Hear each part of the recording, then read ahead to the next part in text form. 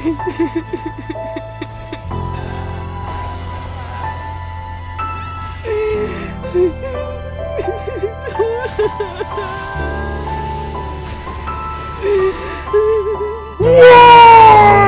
can't I be part of the fun?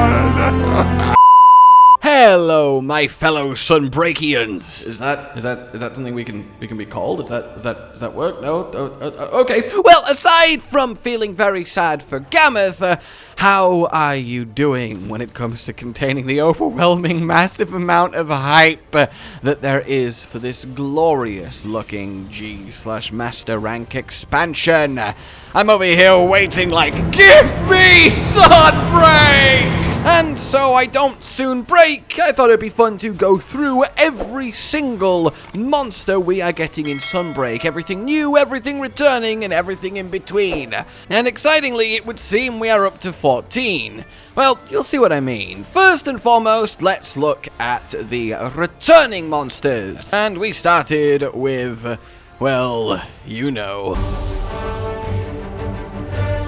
Shogun Ceanataur, and it's awesome to get the crabs back. It really, really is. I love the Carapacians, and I so dearly hope we have a new one in store. I have a sneaking suspicion we will do, because it feels weird to bring back an entire category of monster for just a single returner, as opposed to, hey, we'll bring back the old familiar one so we can better contrast it against the new ridiculous one that we're brewing up. And I can confirm from the tiny little extra gameplay trailer we got, our first in-game look at Shogun, the crabs still do the happy crab idle animation, which makes me very pleased. Then, of course, I mean, Fated 4, it's time to dun dun dun! Oh, I can't wait to hear that again. Astalos looking just beautiful. And not just in his cinematic here, he's looking goddamn beautiful in game too. The contrast on him, the vibrant detail, the dragonfly wyvern in all his glory. I mean, oh! And hey, clearly he agrees. I do hope we get Gameth back. I hope the frost area of the Citadel is big enough to accommodate her. It just feels really sad that she's kind of been forgotten. It's the Fated 4, not 3, damn it. But yeah, Astalos, very much 10 out of 10. Very happy to see. Then, of course, we have the most important returning monster confirmed of them all. It's Vespoid! Ooh, you suck! Hey, maybe we'll get the queen back. Who knows? Then we go to the properly new monsters. Of course, our flagship, Malzeno, the vampire dragon with his butterfly blood army. Doesn't sound as intimidating when they're butterflies, but still I'll kill you. I really cannot wait to do his rap. I really can't. In any case, he's looking fantastic, and the new Three Lords trailer and all the info we got alluding to him having an even more vampire-like, less graceful, more terrifying form when he has had his fill and powers up, and we do indeed see what looks to be a tiny little hint at that in the Three Lords trailer itself, with his head shape taking on a more sort of ferociously savage visage, but hey, maybe I'm just imagining that. In any case, of course, we then got Lunagaron, our ice werewolf, confirmed to stand on 2 legs, has some incredible looking weapons and armor, and generally is just a fantastic master of our little frozen land, and I cannot wait to give him a proper good hunting. Then to complete our vampire werewolf trio, we have the Frankenstein, or I guess more accurately generic Golem, but still Garangolm is just perfect. A rock gorilla, fire and water.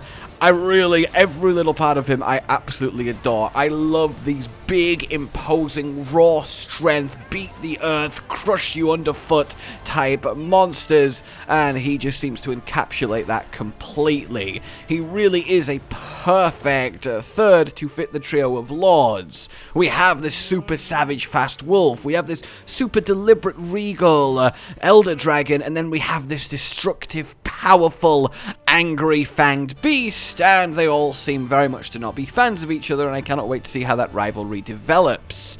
Then we have our new little Goblin Raptor! Hello! Who is just, I mean, honestly, the more I see him, the more I look at him, the more he might be my favorite reveal in the entire new trailer. Like, I don't know what it is, but it's just so compelling. The floppy tongue, the kind of happy, what's going on? Like, he's just looking for trouble, and damn it, I'm not gonna get mad at him. Honestly, I think might be my favorite raptor design in the entire series so far. There's just something so charming about it. And of course, with him will come his drome. It might be up in the air whether we actually get a drone. Now, there is supposedly a in-game screenshot going around of the big boy goblin drone, but in case it is a leak and it turns out to be real, I don't want to share it anymore, but it would seem that we are going to get that, which is just fantastic. Then, of course, we get the fluffy herbivore that is also just looking fantastic. Part of the initial first reveal, along with Malzeno, roaming about in front of the castle on the citadel, and you kind of just want to bury your face into them and be like, oh, like I just think they're so compelling, and certainly one of the better herbivores I think they've probably introduced since Astalos. Astalos, who's still not in Sunbreak, by the way, guys. They ask you how you are, you just have to say that you're fine when you're not really fine, but you just can't get it. How are you gonna rob us of that feeling? Astalos is Monster Hunter, okay? And of course, we need to stock the one new subspecies that we have so far, Blood Orange Bishaten, or Bob for short, and I will forever be calling him Bob from this point. Bob is looking great. It should be like, I don't know, Fire Cone Bishaten or Pine Splosion Bishaten. I mean, not that one, though I do like Pine Splosion. I get it's blood orange because of the color scheme, but I think there's a little bit of a disconnect between that and him throwing explosive pine cones, but also it's a red Bishaten throwing explosive pine cones. Yes, please. I love subspecies that really heavily flip the monster, like, Ceanataur to Glacial Ceanataur, and this is one of those examples where it really properly feels like an entirely different experience, and I, for one, cannot wait to see if the other original Rise roster do get a subspecies tune-up, which I would imagine might be a theme here. In any case, that is 10 monsters that we, are essentially getting, right? But I said 14, so there is 4 more that I think, let's be honest, are happening. Not in a kind of maybe stretch theory way, but in a kind of, we all know it, we do, it's not a leap, it won't be a surprise, come on now. And to show you an example of what I mean, we got Shogun Ceanataur. We're going to get the little Ceanataurs, right? It would be weird to have the big crab return without the little crabs to go along with him as a small monster to add variety to the maps and what you can bump into, so I would be very surprised if little Ceanataur don't join the party. Then we have our mystery Velocidrome armor-wearing hunter in Elgato. And he, obviously, as I said in my more detailed look video about him, this can only really imply one of 4 things. Number 1, it's a completely random choice and doesn't mean anything. That just seems a complete waste. Why would they use their time and assets on Velociprey armor if there was going to be no way for either players to acquire it or the monster wasn't in the game? Number 2, there's just going to be small Velociprey, and we can make Velocidrome equipment from their materials. In which case, yeah, I mean, that's fine by me. An extra armor set from a small monster is always welcome, and it does mean we get to see, original Velociprey. After Astalos, it was Velociprey. It's like Monster Hunter 1 memories just beautifully washing over me before I remember the actual pain of playing that game.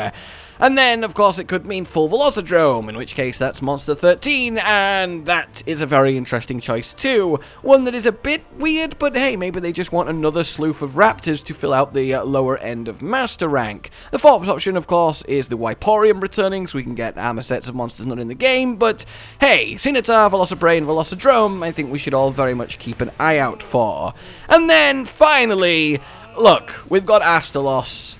There's going to be an Apex Astalos. However they do the rampage, however it becomes, whether castle or sieges, however they change it, there's still going to be Apex monsters. It's a core mechanic of Rise, and they're always deviants, and we had an Apex Mizutsune. We're going to get an Apex Astalos. Unless Apexes aren't a thing anymore, I would bet a lot on Apex Astalos. I really, really would. by no means is there anything strictly showing it, but like, out of every monster we don't have a visual indicator of, this is the one I would most put all of my faith in, and I think you guys can pretty much agree with that. Oh, and it occurs to me everything that I just said applies to Shogun Ceanataur too, when we get an Apex Shogun a la Rust Razor Ceanataur, so I guess we could call that 15, but no, it is 10 confirmed new monsters, it is 3 basically confirmed monsters, and then a couple of, let's be honest, it's gonna happen monsters, which is already a really healthy expansion. In any case, that's our roundup then so far of everything we know about for Sunbreak, which is honestly already a lot, right? It's nice to know that this expansion really is massive, as they said, and not just a couple new monsters and jobs are good and like G-rank expansions have been sometimes in the past. This is very, very cool, and I just cannot wait to see more and more. Which monster are you most excited for? I would say Garangolm, I think personally, though it is very close with a returning Astalos. I'm also very excited to see what other subspecies crop up because Bob is fantastic, and I would do a lot of unspeakable things for another version of Gosharag. In any case, let me know your thoughts, like if you've enjoyed this, subscribe for more, please consider supporting the future of this channel on Patreon down below, and until we meet again, a goodbye. Josh, Cotton, and Hollow with the videos, dropping the humor like a hammer on your tippy toes, bringing entertainment on a daily arrangement to take our insanity and turn it into entertainment. Yes, I said entertainment twice, to reiterate that it is nice to look into your faces on a mostly daily basis when you let us in your homes to make the whole world a stage. Goodbye.